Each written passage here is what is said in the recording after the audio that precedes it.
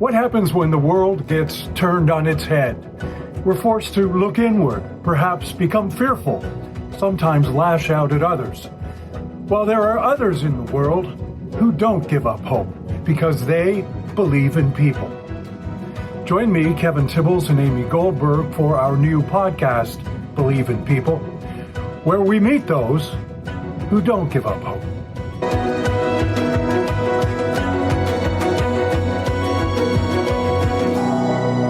Everyone knows that the dude abides, right? Well, he really does in more ways than one. Jeff Dowd, that's his real name, has been leaving his mark on the world of counterculture for decades. And while he spent pretty much his whole life in the movie industry, it was the Coen brothers who decided to put him in the movies. The dude is played by Jeff Bridges in, of course, The Big Lebowski. Well, today we'll discover there is a lot more to Jeff Dowd than bowling and White Russians because Jeff believes in people.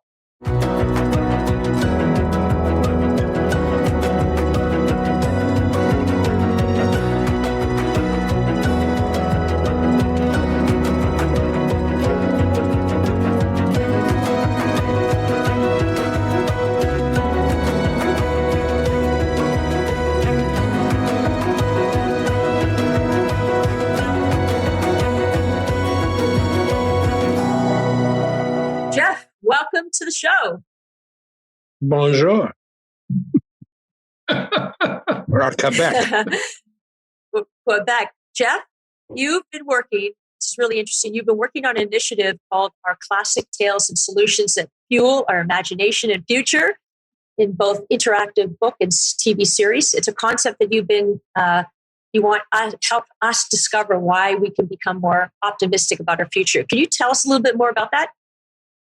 Yeah, in the world of film noirs and memoirs, in a certain sense, it's a kind of a doudoir, which is, a lot of stuff. I've been fortunate to be in the right place at the right time or the right place at the wrong time to make it more interesting. And so, we have a lot of classic tales going back to in different sections, I'll put it that way. Which start with when I was 17, the year I was in Europe with my stepbrother. My father was there on a sabbatical. And we ended up traveling around with the Rolling Stones and the Living Theater and spending a lot of time with them.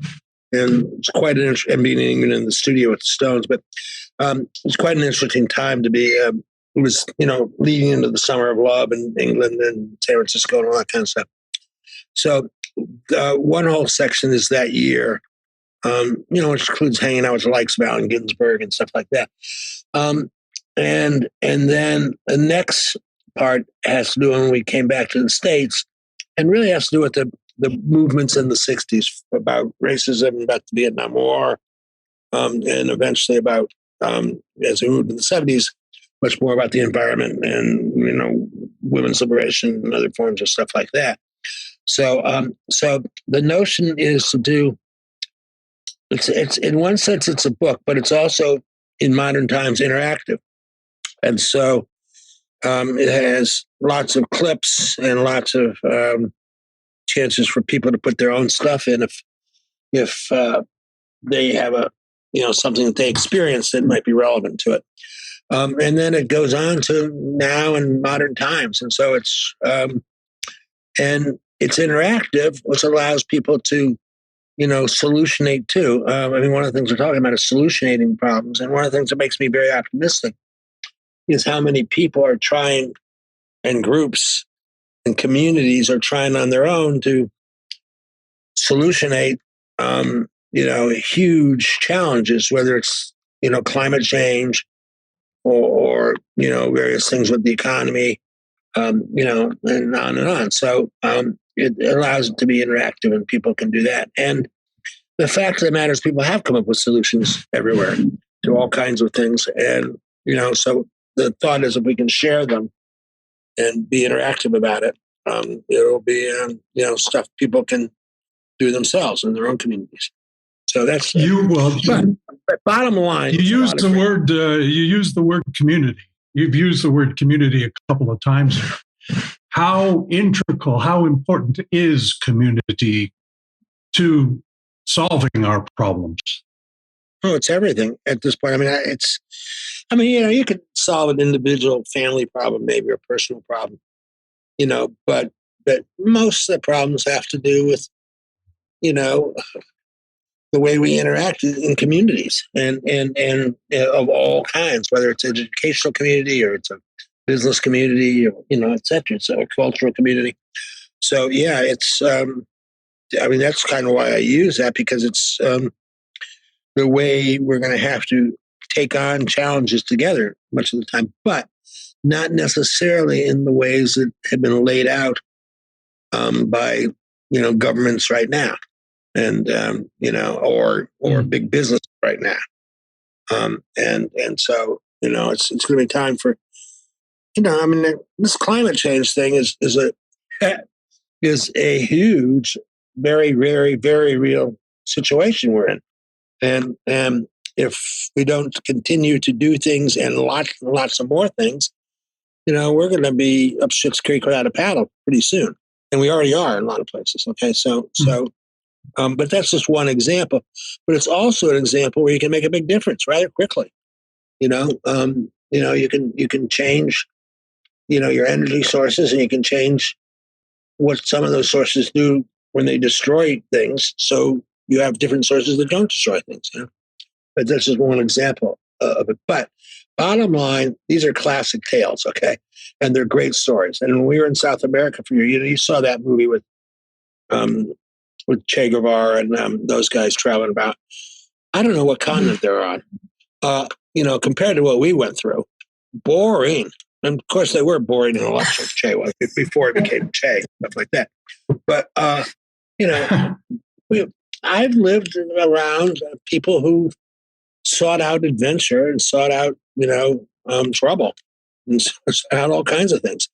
And so a lot of it is just great tales, not necessarily just my tales, but other people's tales I was around and can appropriate and stuff like that.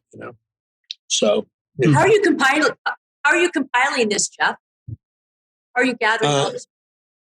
I'm writing it, and I'm just about to launch, probably in September, by the way. But when we launch our Dude Stream thing too. But anyhow. Tell people about that, Jeff. I want to say about that. Let's in terms of compiling. It's being written, but it's very, very video, music heavy. So it's a combination of that. Look at it kind of as much as a show, as well as an interactive book. And this is because this is different than what you normally see. I'm not saying nobody's doing this, but not too many people are anything like this. So look at it like that. One of the other things we're doing is this thing called Dude's Dream, and we have 22 CBD type products that we're coming out with that do everything from. Let's see, I got something here. I'd have to go to the other room, but roll-on stuff that like deodorant, looks like deodorant that takes care of pain locally, to tinctures, to things that help you sleep.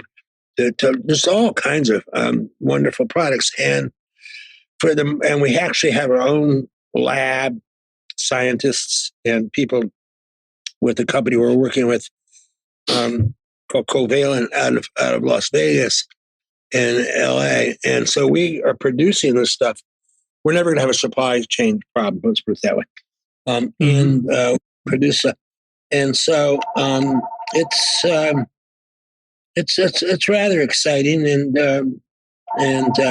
we're giving away a certain portion of the money to various groups that might be deserving and stuff like that. So, but you'll hear a lot about it, and I'll hopefully get you guys a couple products that you might really like too, samples and stuff. So we have to talk a little bit about the dude part of it. And by the way, do you actually drink White Russians or what? No, No. But the answer is yes, there was a time we drank some White Russians. Joel and Ethan used it because it's a more interesting drink to play around than, let's say, Budweiser. Budweiser, like that. But I do smoke pot and and all that kind of stuff. But I have an ambivalent feeling about the White Russians thing because I've seen, as I'm sure you guys have, the damage alcohol has done to certain people and how it's damaged their lives and their families and partners. And so I don't want to be, out there. And by the way, I've been offered big bucks by a couple different liquor companies to get involved, big bucks. But I don't want to, feel like I in any way contributed to the bad things that happen when people do too much alcohol. Yeah. And well, what do you think you have contributed to with nothing? Absolutely nothing. But through the role, you've come onto these other separate projects. Yeah. Well, you asked me what the dude role has contributed or what I've contributed. I'm as involved. A result of the dude role. Yeah. Well, the dude role is, the thing about the dude, and I asked Phil Kuzno, Cousineau, who is the heir to Joseph Campbell, the guy who starts giving credit for Star Wars and all that kind of stuff. And we were doing a seminar together at the Esalen Institute. I asked him, I said, what's the mythological significance of the dude? And he said, he's a holy fool. And what a holy fool is, like the original St. Francis, is someone who tells it like it is. And that's why a lot of people appreciate the dude. Because even though he's a stoned out type, stoner type and this and that, he does tell it like it is, okay? And that led some light on the darkness of our world at times, okay? And I think that's part of it. Well, the dude has a soul. Yeah. Yeah, and well, and everything you've done, Jeff, your entire life. I mean, talk about activism, talk about Seattle Sundance Festival, or film distribution. I mean, everything you've done has a heart. Everything. Well, I find that's what motivates me. Is pumps me up, so to speak. Huh. But you're not one to give advice freely on how the rest of us can do that, or are you? No, I give too much advice, probably. But I give free advice and I give consulting advice. I do all kinds of advice. But it's not just from me. I download that from other people. I come from a family of teachers. My stepfather and father were two of the most noted economists of the 20th century. Albert Einstein thought my stepfather was the most noted intellectual, by the way, of the 20th century. And my sister's a teacher. My mother was a teacher. So I come from a family of educators in a sense. So some of that was passed on to me, even though I went non-traditional, entirely, obviously. Well, you did. I accept it. I think that in many ways you sort of changed the tradition. I mean, people have these festivals every year in which they try to reenact, the big parts of the Big Lebowski. But I mean, my takeaway from that film, as I brought up a couple of seconds ago about the fact that he has Bridges has a soul as he plays the role of you in that. There's an inherent sort of goodness about the dude that you can't really escape. And I think that that's something that you that's a tradition you carry on way beyond the role, right? Well, hopefully. Thank you. Yeah. Yeah. But that gives you something to live for. It gives you, that's your energy. That's your fuel, And Jeff, I think isn't that the reason for all the story? I mean, you need an outlet. You need to share stories, your stories, other people's stories, so that they come together in a way of embracing more community. I'm hearing it's that. it's not called Dude's Classic Tales. It's called Our Classic Tales. Okay. Exactly. So if I'm doing something about an evening in Quebec with my younger daughter Keely, when we were up there doing something, Kevin might chime in something from now, something Quebecois or something like that. And so, we can make those kind of connections with Classic Tales, where something I'm telling can be the springboard to other people adding stuff.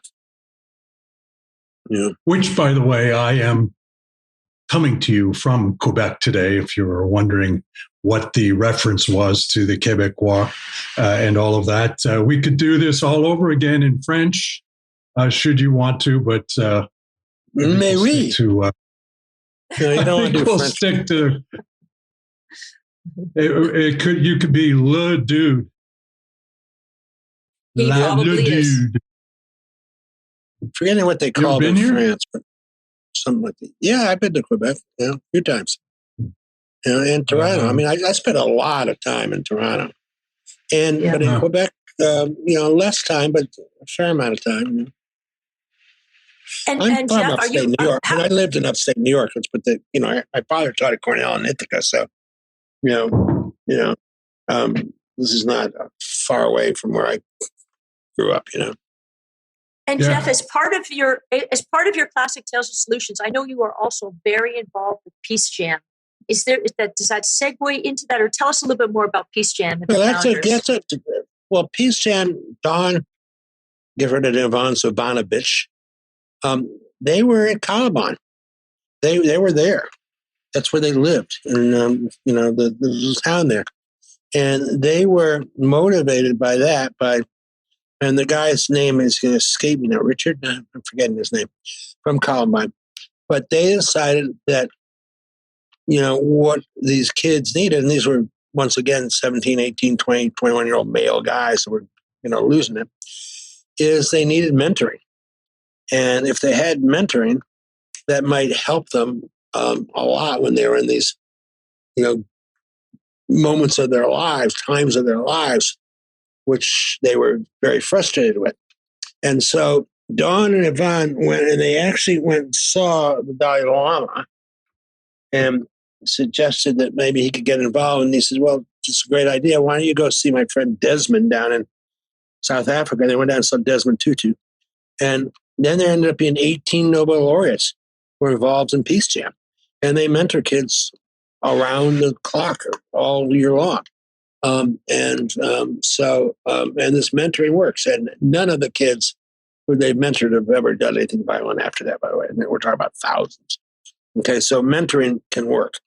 Okay, and love can work, and kindness and helping people. And so the notion of Peace Jam basically was to mentor people. And when you see, really recently, Uvalde and, the thing in Buffalo, the supermarket, and, more recently, the thing at Highland Park, these are all young guys who somehow think that the way they're going to make their mark is to shoot up a bunch of people. And there are alternatives to that are more satisfying for those individuals themselves. Okay. And that's kind of what the mentoring can lead to. And that's my town, Highland Park. That's where I live. And it is an awful, obviously it's devastating, but I didn't know that what you're saying is that, I didn't know you were from Highland Park. Yeah, that's where I live. And it must be to show someone who's on the brink a different, perhaps a way out of doing this sort of thing, and to have the breadth of people who are Nobel laureates doing it, probably could have a real influence. Oh, it does. And the point is, one doesn't have to have the Dalai Lama mentoring somebody to help somebody. Mentoring works, and I think that needs to be more institutionalized or, practiced much more often, particularly with these young men at risk. Yeah, I don't. No, I don't. And I don't. I can only imagine it's quite different for young 17-year-old young women who aren't necessarily shooting stuff up at all, but they may be doing great harm to themselves or other things, and mentoring could help. Okay, even with young women, may not be out there killing people like the guys are, but so yeah, mentoring is and it also has to do with it's more specific and individualized than going to school. Yeah. The minute I say going to school, I go 11th grade. We can both go or something like that. It can be more to the point and more bring out the best in people. Whereas sometimes certain things of traditional school don't. So mentoring is phenomenally important at this time in history. Hmm. So the dude abides. Yeah, the dude peacejam.org, by the way. It's peacejam, one word, .org. Yeah, it's a terrific organization. And Jeff, what's your involvement? Are you mentoring as well? Yeah, I do it at various times with various people. Yeah. Yes, is the answer. And I go to some of the Peace Jam events, if I'm free and they're nearby, obviously. This has been affected, by COVID, but prior to that, yeah. Yeah. And even if you think about it, Jeff, all the behind the scenes works that you've done, I mean, we didn't even touch on Sundance with Robert Redford Film Festival, but all the things you've done behind the scenes, just imagine that the motivation for the dude has created that further awareness, for other things that you're doing. Like when people come out to see you and enhance, and in turn, they are involved in Peace Jam. I mean, these are all things that are helping to motivate that continued interest, Yeah, no, I did a thing at Red Rocks with the Denver Film Festival. They're showing Lebowski, and I was the guest. But I brought Dawn and Yvonne on stage with, I don't know, 15,000 people, whatever it is, I forget the capacity there. It's a lot, 10,000. And, they talked about Peace Jam, even right there. It's close to their hometown, but still. Anyhow, the point is, yes, I can use that dude stuff to open doors to other things for other people. Yes, and I do. Are they aware that you were a delinquent Boy Scout when you were doing it? And did that Kevin, you're better for that. Read it again. Cub Scout. It was a Cub Scout. You're a Cub Scout. Yes. Well, yeah. I was a Cub Scout, and we went to a Cub Scout meeting. This is in Cuba Heights, Ithaca, New York, where a lot of the professor types and other types live. And we went to the den meeting, and there was a barn fire about 200 yards down the road, huge barn fire. And of course, the volunteer firemen are understaffed and all that.